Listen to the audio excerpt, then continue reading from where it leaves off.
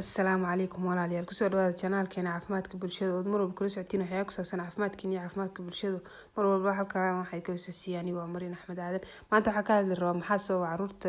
da'doodu ka yartahay halka sano ama 12 bilood maxaa sababa dhimashada waxaa jirta caruur badan ama saacad walba ama daqiiqad walba caruur aad u fara badan baa ku dhintay wadankeena soo ayadoona sababayaan dhimashadooda sida nafaqo darro kale caruurta nafaqo darrada ku dhacdo ama anemia malnutrition kaaso waxa jirta inay dhintaan ama aakhirkooda ay dhintaan waxa jirto kale cudurro kale noo dhinto waxa kamid ah jadeecado kale in qofka cunuga hadii jadeeco ku dhacdo uu dhima karaa shuban ama daacuunka kale caruurta ku dhacaan way dhintaan waxa kale jirta nafaqo darro ama cunuga hadii biyo wasakh la siiyo ama nadaafad darro mar walba cunugii uu biyo wasakh u cabo waxay sababi kartaa cudurro sababi kartaa aakhirkiina dhimasho ku keeni karaan waxa kale jirta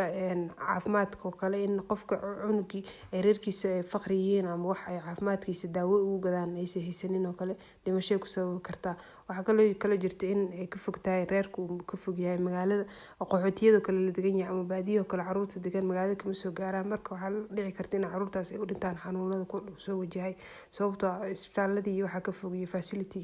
health facility ka fog waxa kale jirta in daawo la'aan Soomaaliya oo kale waa aragtaan mar badan waxa ka dhacay in